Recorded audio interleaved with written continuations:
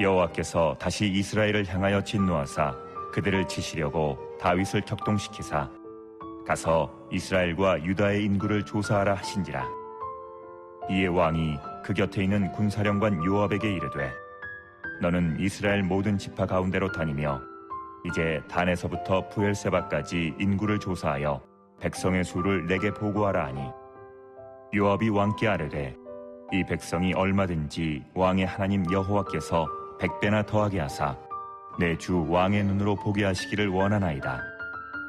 그런데 내 주 왕은 어찌하여 이런 일을 기뻐하시나이까 하되 왕의 명령이 요압과 군대 사령관들을 재촉한지라. 요압과 사령관들이 이스라엘 인구를 조사하려고 왕 앞에서 물러나 요압이 백성의 수를 왕께 보고하니 곧 이스라엘에서 칼을 빼는 담대한 자가 80만 명이요 유다 사람이 50만 명이었더라. 다윗이 백성을 조사한 후에 그의 마음에 자책하고 다윗이 여호와께 아뢰되 내가 이 일을 행함으로 큰 죄를 범하였나이다. 여호와여 이제 간구하옵나니 종의 죄를 사하여 주옵소서. 내가 심히 미련하게 행하였나이다 하니라. 다윗이 아침에 일어날 때에 여호와의 말씀이 다윗의 선견자된 선지자 가색에 임하여 이르시되 가서 다윗에게 말하기를 여호와께서 이와 같이 말씀하시기를 내가 내게 세 가지를 보이노니 너를 위하여 너는 그 중에서 하나를 택하라. 내가 그것을 내게 행하리라 하셨다 하라 하시니 가시 다윗에게 이르러 아뢰어 이르되 왕의 땅에 7년 기근이 있을 것이니까 혹은 왕이 왕의 원수에게 쫓겨 석 달 동안 그들 앞에서 도망하실 것이니까 혹은 왕의 땅에 사흘 동안 전염병이 있을 것이니까 왕은 생각하여 보고 나를 보내신 이에게 무엇을 대답하게 하소서 하는지라. 사무엘서 마지막 시간입니다. 마지막 강해를 마치면서 나름 제 마음에 감회가 굉장히 깊습니다. 그 시간들이 만만치 않은 시간이었어요. 굉장히 긴 시간 동안 여러분과 함께 말씀을 나눴고요. 그 긴 시간 동안 저는 설교자로서 그 책상 옆에 앉아서 여러 책들을 보면서 참 많은 묵상과 고민을 했던 그 겹겹이 그 시간들이 저에게는 참 행복한 시간이었고 또 제가 참 은혜를 많이 받았고 많이 배웠던 시간이 이 사무엘서 강의 시간이었다고 저는 자부합니다. 특별히 저는 담임 목사로서 성경적인 영적 리더십이 무엇인가 라는 고민도 깊었고요. 하나님 나라의 대리 통치자로서 그 다윗을 보면서 또 사울을 보면서 그 공동체 안에서 그 한 명의 무게감이라는 게 얼마나 큰 것인가, 얼마나 막중한 것인가. 리더로서의 그 위치가 중요한 것이 아니라 리더로서 바르게 사는 것이 얼마나 그 공동체의 건강성의 핵심인가. 다윗을 보면서 사울을 보면서 제 자신을 들여다볼 수 있는 거울 같은 시간이 사무엘서의 강해 시간이었습니다.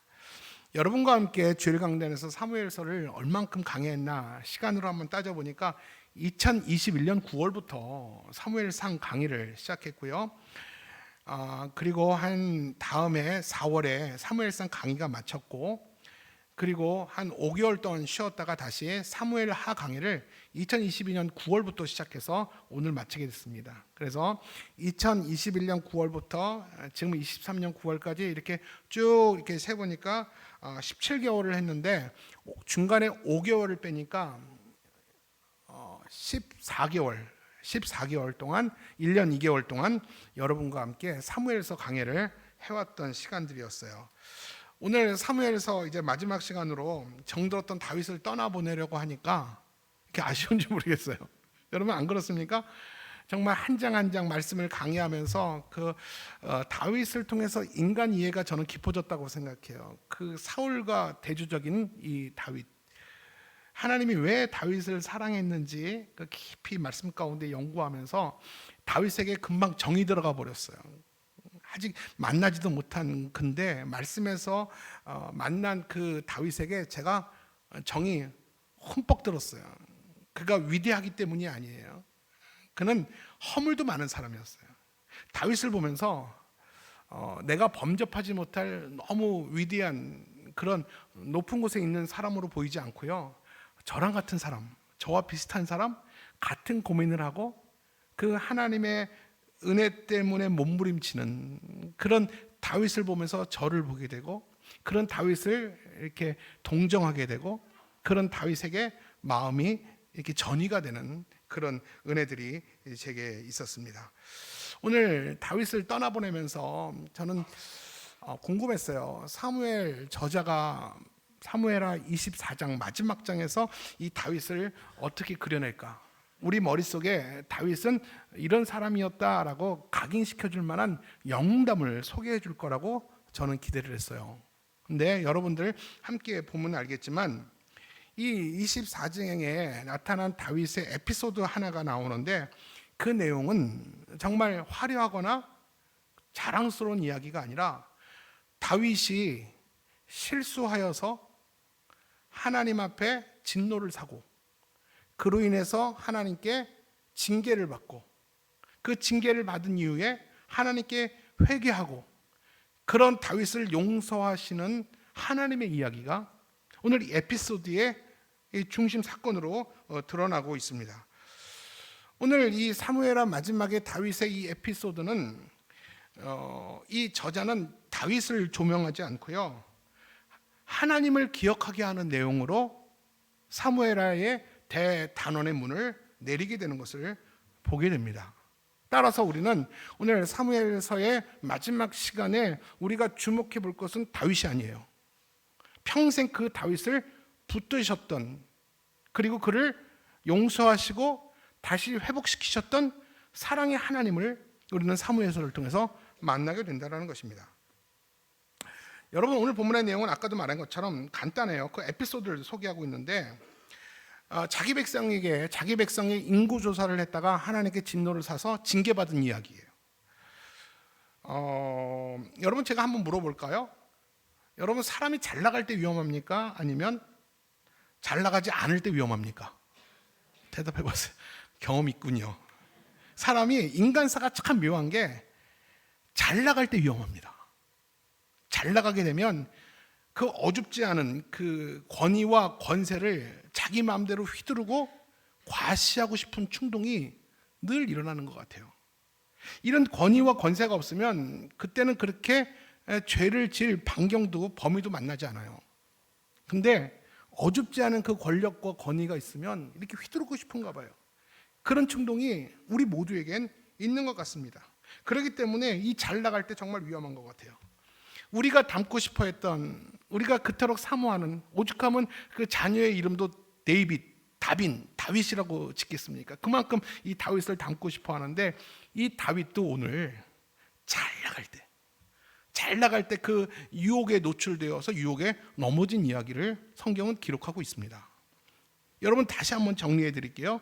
사무엘하는 1장부터 20장까지의 내용이 일단락됐어요. 사무엘하 20장으로 다윗의 이야기는 종결된 것입니다. 그러면 21장부터 24장까지는 부록이에요. 이 사무엘서의 저자가 다윗에 대해서, 하나님에 대해서 이야기하고 싶은 것들을 덧붙인 부록의 내용입니다. 그래서 저와 여러분이 오늘 읽은 내용도 이 다윗의 노년기가 아니에요. 다윗의 전성기입니다. 다윗이 제일 잘 나갔을 때 있었던 에피소드를 오늘 소개하는데, 그 에피소드는 다윗을 영웅이라고 말하지 않고 다윗도 한낱 인간에 불과했더라. 다시 말하면 인간의 그 오류, 추함을 전혀 걸러내지 않고 그냥 그 민낯을 오늘 드러내 보이는 내용이고, 그런 다윗을 용서하시고 다시 회복시키시는 하나님의 이야기도 오늘 소개가 되고 있어요.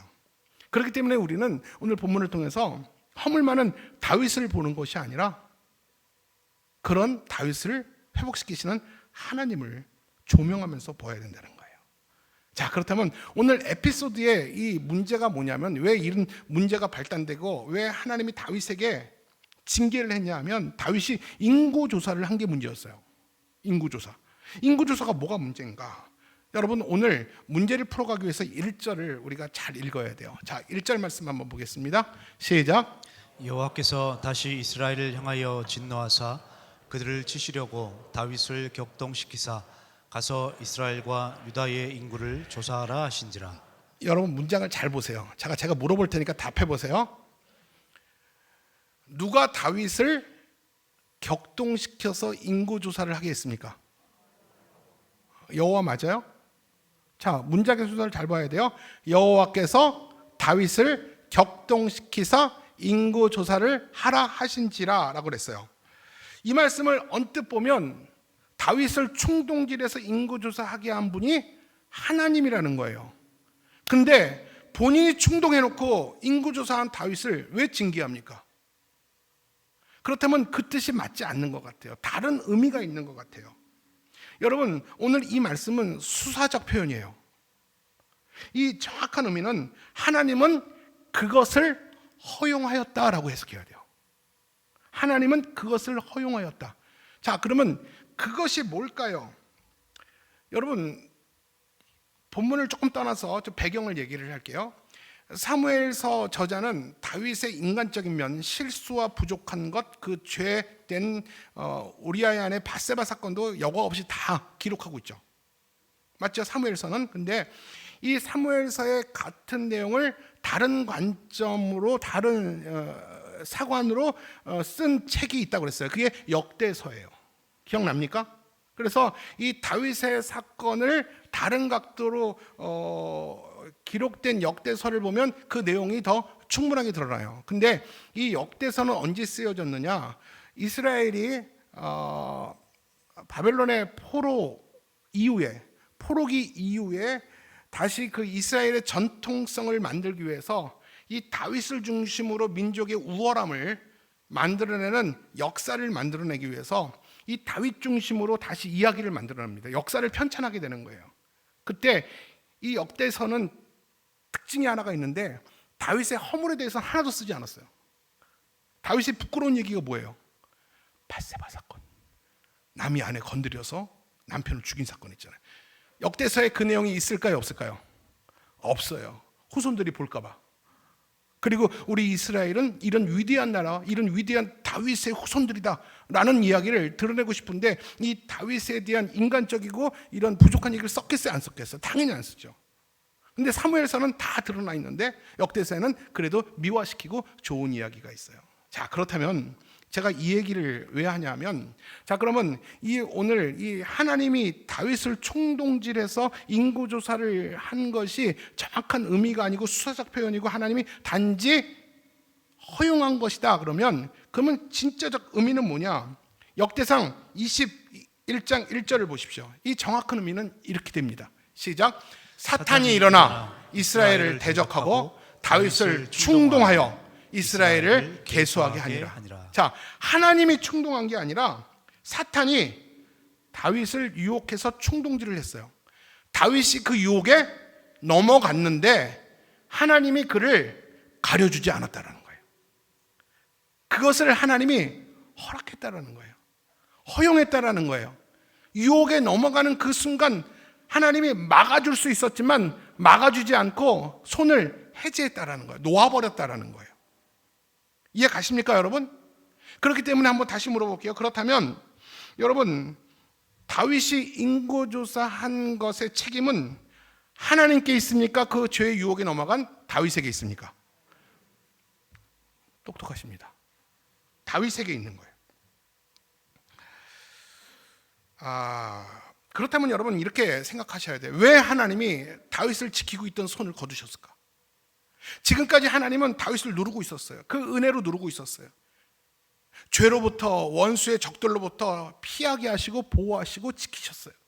근데 어느 순간에 하나님이 왜 다윗을 가리고 있는 손을 왜 열어버리고 놓아버리셨을까요? 다윗의 교만 때문에 그랬어요. 바로 이때가 다윗이 가장 전성기였어요. 수많은 광활한 이 제국의 왕이 다윗이었어요. 모든 재물과 부가 다 자기에게 모였고 자신에게 목숨 걸고 전쟁해주고 자기 나라에 지켜줄 수 용사가 정말 많은 때가 바로 이때였어요. 그러다 보니까 다윗이 교만했어요. 교만하다 보니까 하나님의 손이, 가렸던 하나님의 손이 그를 놓아버린 거예요. 여러분, 우리가 평생을 살면서 잊지 말아야 될 기도 제목이 이것이에요. 우리를 죄의 노출로부터 가리는 주의 손이 한순간도 떠나지 않기를 위해서 여러분 기도해야 될 줄로 믿습니다. 하나님의 손이, 우리는 정말 별거 아니에요. 하나님이 가려주지 않으면 우린 죄에 노출돼서 우린 다 넘어질 수밖에 없어요. 우리는 죄를 이길 만한 저항력과 면역력이 없어요. 여러분이 잘나서 여러분 가정 지키고 사는지 아세요? 하나님이 우리를 지켜주셔야 돼요. 여러분, 그게 당연한 거라고 생각하지만 당연하지 않아요. 하나님이 오늘도 그 은혜로 우리를 누르고 있는 거예요. 지키고 있는 거예요. 그 손이, 그 하나님의 손에서 놓치면 우리는 영락 없이 죄에 노출당하고요, 죄의 유혹에서 넘어질 수밖에 없어요. 그렇기 때문에 하나님, 오늘도 주의 은혜가 필요하오니, 덮으시고 가리시는 하나님의 손길이 필요하오니 은혜를 주옵소서. 여러분, 이렇게 기도할 수 있는 게 겸손의 기도 아닙니까? 어느 목사님이 이렇게 표현하더라고요. 여러분, 풍선 불어보셨어요? 풍선 많이 불면 살 빠진다고 그래서 저도 한몽지사 가서 풍선을 불어본 적 있어요. 살 빠지는 건 모르겠지만 아구가 찢어지는 줄 알았어요. 여러분, 풍선을 이렇게 크게 불다가 놓쳐본 적 있어요? 놓치면 어떻게 됩니까? 그리고 그냥 사방 팔방으로 막 흩어져요. 여러분, 뭘 말합니까? 하나님이 우리를 그 손에 놓아버리면 우리는 이리저리 죄 가운데 방황하고 넘어질 수밖에 없는 존재가 우리예요. 여러분, 이게 뭔지 아세요? 탄산수예요. 제가 지금부터 탄산수를 흔들어 볼게요. 흔들어도 아무 이상 없는 게 뭘까요? 뚜껑이 닫혀 있기 때문에 그래요. 우리는 자녀의 문제로 흔들립니다. 건강의 문제로 흔들립니다. 관계의 문제로 흔들립니다. 모든 것이 살고 싶지가 않고 다 어려워요. 요동치는 인생 가운데 삽니다. 그래도 별일이 일어나지 않는 이유가 뭡니까?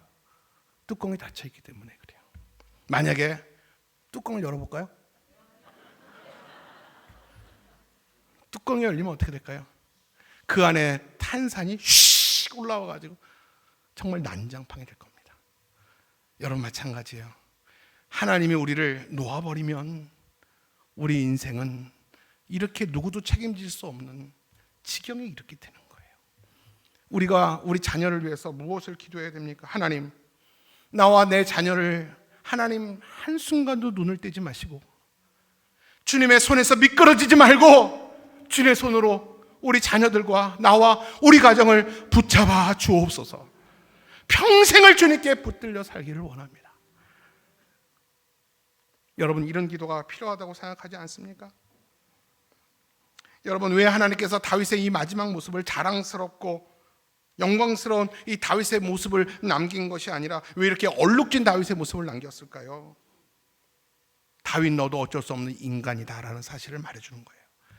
다윗이 아무리 위대한 인생을 살고 하나님 마음에 합한 인생을 살지라도 하나님 손에 놓치면, 은혜를 잃어버리면 너도 어쩔 수 없는 인간이고 누구도 너를 감당하지 못할 형편없는 존재가 되고 위험한 존재가 될 수 있다는 것이 다윗 너라는 사실을, 우리라는 사실을 성경은 우리에게 말씀해 주고 싶은 거예요. 그래서 오늘 본문에서 손가락이 가리키는 것은 인간적인 영웅 다윗은 온데간데였고 오직 주님만 남기를 원하는 것입니다. 그렇다면 왜 하나님이 인구조사한 것에 화를 내셨을까요? 여러분, 궁금하지 않습니까? 인구조사한 게 뭐 잘못됐나요? 인구조사한 것에 있어서 왜 하나님이 화를 내셨을까요? 다윗은 군대장관 요압에게 인구조사를 하라고 합니다. 이스라엘 전역을 다 다니면서 인구조사를 하라고 명령을 합니다. 여러분, 그렇다면 우리는 이런 고민을 할 수 있어요. 왜 인구조사한 것이 죄인가? 여러분, 아세요? 왜 인구조사한 것이 죄인가? 다시 물어볼까요? 여러분, 성경을 읽다 보면 인구조사한 내용이 나와요, 안 나와요? 민수기가 뭔지 알아요? 인구를 계수해서 민수기예요. 성경에 인구 계수의 기록이 있죠? 언제 있습니까? 있다며요. 언제 있어요? 민수기 1장에 보면 출애굽한 이후에 광야 여정을 시작할 때 하나님은 모세에게 분명히 인구를 계수하라고 그랬어요. 그때 인구 계수한 남자의 숫자가 603550, 60만 3,550명이었어요.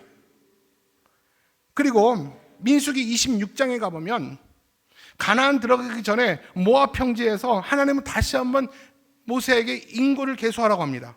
그때 인구가 601730. 제가 이 숫자를 신대원 들어가기 위해서 외웠던 걸 지금도 기억이 나요. 여러분, 대단하지 않습니까? 저는 스스로가 대견한데 여러분 별로 안 놀라시네. 603550, 601730. 분명히 하나님께서 모세에게 인구계수를 하라고 그랬어요. 그렇기 때문에 인구조사한 것이 하나님 앞에 죄는 아니에요. 맞죠? 하나님도 했잖아요. 그러면 왜 죄가 됐을까요? 우리가 추론할 수 있는 결론은 뭐냐면 인구조사 자체가 문제가 아니라 하나님이 지시하지 않은 인구조사를 다윗이 추진한 것이 문제였다라는 거예요. 지금까지 모든 인구계수는 하나님이 시킨 거예요. 근데 이번에는 자신의 인구계수를 스스로가 추진한 것이에요. 그렇다면 다윗이 왜 하나님이 시키지도 않은 인구계수를 왜 했을까요? 그 의도와 그 이유가 악의적인 것이 아닐까요? 온전하지 않은 게 아닐까요? 맞아요. 우리 구절 한 절을 볼 텐데 그 구절 속에 다윗이 왜 인구조사를 했는지 그 의도가 드러나 있어요. 한번 구절을 찾아보세요. 구절 읽어볼게요. 시작. 요압이 백성의 수를 왕께 보고하니 곧 이스라엘에서 칼을 빼는 담대한 자가 80만 명이요 유다 사람이 50만 명이었더라. 인구조사람은 1세부터 6세까지 몇 명, 7세부터 15세까지 몇 명, 남자는 몇 명, 여자는 몇 명 그렇게 하지 않았고요. 요압이 다윗이 원하는 인구 계수를 보고합니다. 뭐라고 말합니까? 이스라엘에서 칼을 뺄 수 있는 자가 80만 명. 그리고 유다 지파 쪽, 유다 지역에서 칼을 빼는 자가 50만 명. 다시 말하면 전쟁에, 지금이라도 전쟁에 나가서 싸울 수 있는 사람들이 도합 130만 명이 됩니다라는 거예요. 바로 이 한 절을 통해서 다윗이 인구 조사를 한 의도가 드러납니까, 여러분? 뭐예요? 한마디로 군사력 점검이었어요. 과시하고 싶었어요. 야, 내가 이만큼 됐구나. 내가 잘 살아왔구나. 과시하고 싶었어요. 내 실력을 사람들한테 뽐내고 싶었어요. 이것이 바로 다윗의 교만이었어요. 그런 마음이 드는 순간에 하나님은 그 다윗을 향한 손을 거두신 거죠. 여러분 한번 물어볼게요. 이 대답에 답해 보셔야 돼요. 저와 여러분이 알고 있듯이 지금까지 다윗이 자신의 힘으로나 군사력으로 전쟁을 이긴 적이 있습니까? 사무엘 상과 사무엘 하를 보세요. 사울에게 쫓겼던 그 당시도 보세요. 자신의 힘으로 자신의 목숨을 연명했습니까? 수많은 전쟁을 치룰 때 자신의 전략과 전술로 자신의 군사력으로 칼과 창으로 그 전쟁을 이긴 것이 한 번이라도 있습니까? 대답해 보세요. 없잖아요. 다윗도 이 사실을 알고 있었어요. 다윗이 순전할 때 뭐라고 고백했는지 아십니까? 한번 들어보실래요? 사무엘상 17장 45절 후반절이에요. 한번 읽어보세요. 시작. 너는 칼과 창과 단창으로 내게 나오거니와 나는 만군의 여호와의 이름으로 내게 나아가노라. 이게 다윗이 어렸을 때 골리앗한테 한 말이에요. 더 47절 말씀도 보세요. 시작. 또 여호와의 구원하심이 칼과 창에 있지 아니함을 이 무리에게 알게 하리라. 여러분 저 말이 다윗이에요. 만군의 여호와의 이름으로 나간다고 했던 다윗이, 여호와의 구원이 칼과 창에 있지 않다고 말했던 다윗이 지금 칼과 창의 숫자를 세고 있는 거예요. 여러분 이게 얼마나 아이러니입니까? 나를 지켜줄 수 있는, 생명을 걸고 나를 지킬 수 있는 군사력이 얼마나 되고 있는지 그 숫자를 세고 있는 거예요. 하나님은 그것을 볼 때 죄로 여긴 것이죠. 교만으로 여기신 거예요. 여러분 저는 이 사건을 보면서 어렸을 적 받은 은혜가 작년에 이르기까지 그 믿음을 간직하는 게 참 어렵다. 여러분 예수님 처음 만났을 때 그 초심 기억나십니까? 누군가의 손에 이끌려서 예배 자리에 왔을 때 말씀 들으면서 줄줄 울었던 그 마음의 감동 지금도 있습니까? 나는 여전히 여기 있는데 도대체 무슨 일이 일어났길래 내 마음에 이렇게 감동이 사라진 걸까요? 사람이 참 간사한 게요, 아무것도 없고 하나님만 있을 때와 하나님 말고도 지금 가진 것이 많을 때와 사람은 이렇게 달라져요. 그런데 더 기가 막힌 사실은 뭔지 아세요? 누구보다도 군사력에 예민했던 사람이 누굴까요? 다윗 왕이 아니라 군대장관 요압이었어요. 맞죠? 요압이야말로 정말 군사력에 예민한 사람 아닙니까? 근데 그 요압마저도 이렇게 군사의 수를 세는 것을 반대했다니까요. 이게 참 아이러니예요. 우리 한번 3절 말씀을 읽을게요. 시작. 요압이 왕께 아뢰되 이 백성이 얼마든지 왕의 하나님 여호와께서 100배나 더하게 하사 내 주 왕의 눈으로 보게 하시기를 원하나이다. 그런데 내 주 왕은 어찌하여 이런 일을 기뻐하시나이까 하되. 왕이요, 지금 하나님께서 당신에게 준 것은 100배나 더하게 주셨습니다. 당신도 알지 않습니까? 그런데 도대체 무슨 명분으로 인구조사를 하려고 합니까? 하나님이 과연 기뻐하시겠어요? 여러분, 이 요압이 이 예배자 다윗에게 그렇게 따지고 반대를 한 겁니다. 여러분 잘 들으세요. 겸손한 사람은요, 하나님의 은혜를 아는 사람은요, 스치는 바람 소리에도 하나님의 음성을 깨달아요. 그래서 가던 걸음도 멈출 줄 아는 사람들이 겸손한 사람이에요. 내 일이 아니라 내 주위에 어떤 일이 일어나면 그 상황을 보고도 하나님의 음성을 구별할 줄 아는 사람들이 겸손한 사람들이더라고요.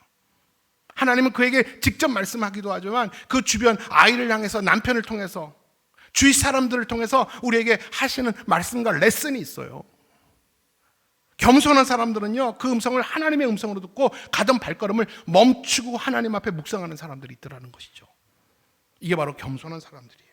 그러나 다윗은요, 미련함에 갇혀가지고 모압의 반대에도 불구하고 밀어붙입니다. 바로 이 시점부터 다윗에게 비극이 시작되고 민족 가운데 불행이 시작됩니다. 여러분, 사람이 한번 미련의 구렁텅이에 빠지면 이성을 잃어버릴 때가 있어요. 그리고 그 사람을 볼 때 저 사람은 예전 사람, 예전 모습 같지 않고 너무 사람이 달라 보인다 하면 안타까울 때가 있죠. 언제입니까? 이단에 빠질 때. 여러분, 사람이 이단에 빠지면요, 이성을 다 잃어버려요. 가족, 친지, 부모까지도 다 버리는 게 이단이에요. 나는 신이다. 넷플릭스 여러분 보셨습니까? 그 사람들 정말 불쌍한 사람들이에요. 예수 잘 믿기 위해서 그를 찾아간 거거든요. 그들의 신앙심을 이용해가지고요, 그들을 완전히 자신의 노예로 만드는 아주 악한 자들이에요. 이렇게 있잖아요. 이단에 빠져게 버리게 되면 아무리 똑똑하고 많이 배워도 아무 소용없어요. 이유가 뭔지 아세요? 하나님이 그 사람의 지혜를 놓아버리면, 붙들고 있던 하나님의 손이 그를 놓아버리면, 닫혔던 뚜껑의 문이 열리면 한순간에 어두워지고 캄캄해지는 건 한순간이에요. 다윗처럼 하나님이 다윗을 놓아버렸잖아요. 그렇게 총명하던 다윗도 매사에 하나님께 묻고 질문하고 한 걸음 걷고 묻고 한 걸음 걷던 그 다윗도 하나님이 놓아버리니까 영락 없는 죄인이 되어버린 것이죠. 여러분, 평생 하나님 손에 붙들려 사는 것이 얼마나 큰 축복인지 모릅니다. 저와 여러분이 그런 사람 되기를 주님의 이름으로 축복합니다. 다윗이 그럼에도 불구하고 다행인 것은 인구조사의 결과를 듣고 바로 자책하며 하나님께 회개했다라는 거예요. 한번 10절 볼게요. 10절 시작. 다윗이 백성을 조사한 후에 그의 마음에 자책하고 다윗이 여호와께 아뢰되 내가 이 일을 행함으로 큰 죄를 범하였나이다. 여호와여, 이제 간구하옵나니 종의 죄를 사하여 주옵소서. 내가 심히 미련하게 행한나이다 하니라. 여러분, 다윗의 순발력이 뭔지 아세요? 영적인 순발력은 고집부리지 않았다라는 거예요.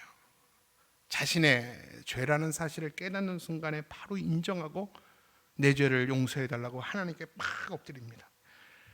뭐라고 그랬죠? 이것은 겸손이에요. 평상시에 겸손이 없으면 그렇게 못해요. 이건 은혜입니다. 겸손하지 않으면, 은혜가 없으면 이 순간조차도 사울처럼 자신에게만 골몰해요. 그리고 내 안에 문제를 찾지 못하고 늘 남 핑계대면서 절대 회개하지 않습니다. 우리 주위에 그런 사람 있죠. 우리 사이에 그런 사람이 있어요. 이것이 사람들은 성향의 문제라고 생각합니다. 옆에 사람 쳐다보지 마세요. 여러분, 남편 얼굴 막 씩 쳐다보면서 웃는 사람이 있는데 그러지 마세요. 여러분, 이게 성향의 문제가 아니라 우리 안에 은혜를 구해야 돼요. 적어도 하나님 앞에서 우리가 겸손해야 됩니다. 다윗은 자신이 행한 일이 심히 미련한 일이라고 자책하며 죄를 사해달라고 용서합니다. 그때 하나님은 갓선지자를 통해서 그 죄에 대한 징계를 3가지를 나열해요. 이 3가지 중에 너 하나 골라라. 그럼 네가 고르면 그 징계를 내가 너에게 내리겠다. 그 3가지 징계가 뭡니까? 한번 화면을 통해서 볼까요? 첫 번째가 뭐냐면 7년간의 기근, 이스라엘 가운데 기근을 내리겠다. 흉년을 내리겠다라는 거예요. 두 번째, 네가 원수들에게 쫓겨나 10달 동안 도망다닐 거다. 여러분, 다윗은 저게 너무 지겨운 거예요. 사울에게 쫓겨다녔던 기억이 있어가지고 저건 정말 싫었던 것 같아요. 그리고 마지막이 뭡니까? 3일간 나라 가운데 전염병이 돌게 하는 거. 그래서 결국 하나님은 우리를 불쌍히 여기시니 하나님 제일 작은 걸로 해달라고 부탁을 하죠. 그래서 그 세 번째가 옵니다. 그래서 3일 안에, 짧은 시간 안에 전염병이 이스라엘에 돌아서 몇만 명이 죽으면 7만 명이 죽어요. 여러분 130명 중에서, 그렇게 자기가 자랑했던 130명 중에서 7만 명이 다윗 때문에 죽게 됩니다. 그때 다윗은 하나님의 진노를 보고 이건 나와 내 집의 문제니까 백성들에게 진노를 멈춰달라고 회개를 합니다. 그러자 갓 선지자가 뭐라고 말합니까? 여부수 사람이 가지고 있는 아리우나 타작마당에서 네가 회개의 제사를 드려라. 그러면 이 재앙이 멈출 것이다. 그래서 다윗이 여부수 사람에게 그 타작마당의 값을 지불하고 거기서 회개의 제사를 드리고 하나님은 그를 용서하시고 모든 재앙이 그치게 됩니다. 이것이 오늘 본문까지 내용이에요. 자, 여러분, 결국 한 사람의 범죄로 인하여 죄 없는 7만 명이 죽게 돼요. 여러분, 이것을 뭘 얘기합니까? 다윗이 범죄했는데 왜 백성이 죽어야 됩니까? 여러분 잘 들으세요. 이것은 하나님은 다윗의 범죄를 한 사람의 범죄로 본 것이 아니라 이스라엘 전체의 범죄로 연대 책임을 물은 거예요. 이게 지도자의 무게감이에요. 이게 지도자의 책임이에요. 우리가 사무엘서를 연구하면서 깨달은 중요한 사실 중에 하나가 뭐냐면, 리더 한 사람의 옳음과 틀림은 그 한 사람만의 문제가 아니라 대표성으로 국가의 흥망성쇠와 직접 연결되어 있다는 사실을 우리는 확인했어요. 그렇기 때문에 이것은 한 나라만의 문제가 아니에요. 이 교회와 이 가정과 공동체도 다 마찬가지예요. 지도자 한 사람이 하나님 앞에서 바르게 처신함으로 내가 맡고 있는 양들을 바르게 인도할 때 그 공동체 안에 주신 복이 계속해서 지속될 것이며, 반대로 교만하여서 하나님이 가리시는 손이 그를 놓아버리게 되면 그는 유혹에 노출되어서 결국 유혹에 넘어지게 되면 그 공동체 안에 하나님의 징계는 공동체 전체에게 발효된다라는 거예요. 여러분, 이거 굉장히 무서운 말이에요. 그렇기 때문에 우리는 대한민국의 대통령과 위정자들을 위해서 기도해야 되고요. 그렇기 때문에 이천신화교회 담임 목사인 저와 우리 장로님들과 교육자들, 순장님들, 교사들, 리더를 위해서 쉬지 말고 기도해야 될 이유가 바로 여기 있는 것입니다. 그 한 사람의 문제가 아니에요. 이천신화교회 범죄한 홍성환 목사 한 사람의 문제가 아니라 내가 범죄하면 그 연대 책임을 여러분들에게 묻겠다라는 것이 하나님이 공동체에게 원하는 거예요. 그러나 여러분, 우리가 그 진노 중이라도 우리가 꼭 기억해야 될 사실이 있어요. 그게 뭐냐면, 우리 공동체를 향한 하나님의 한결같은 생각은 징계가 아니라는 거예요. 우리에게 복주심이심을 우리는 믿으라는 것이죠. 예레미야서 29장 11절이에요. 한번 같이 읽어볼게요. 시작. 여호와의 말씀이니라. 너희를 향한 나의 생각을 내가 아나니 평안이요 재앙이 아니니라. 너에게 미래와 희망을 주는 것이니라. 우리의 잘못으로 하나님의 진노로 인하여 우리가 징계를 받을지라도 우리가 진노 가운데 우리가 잊지 말아야 될 사실은 뭐라고요? 우리를 향한 하나님의 진심은 징계가 아니라는 거예요. 믿습니까, 여러분? 진노 중이라도 기억해야 돼요. 하나님이 우리에게 주시기를 원하는 것은 평안과 미래와 희망이라고 말씀합니다.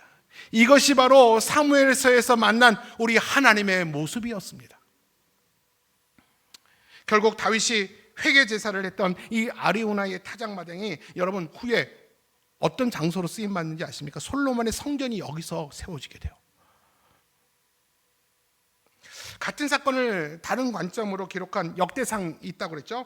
역대상에서는 뭐라고 말하냐면, 역대상 3장 1절에 보면 이 아리우나 타작마당의 이력이 소개가 되고 있어요. 지금은 솔로몬의 성전이 만들어졌는데 과거 이 땅이 어떤 땅이었는지에 대한 땅의 이력을 얘기를 하고 있는데, 한번 같이 읽어볼까요? 역대하 3장 1절이에요.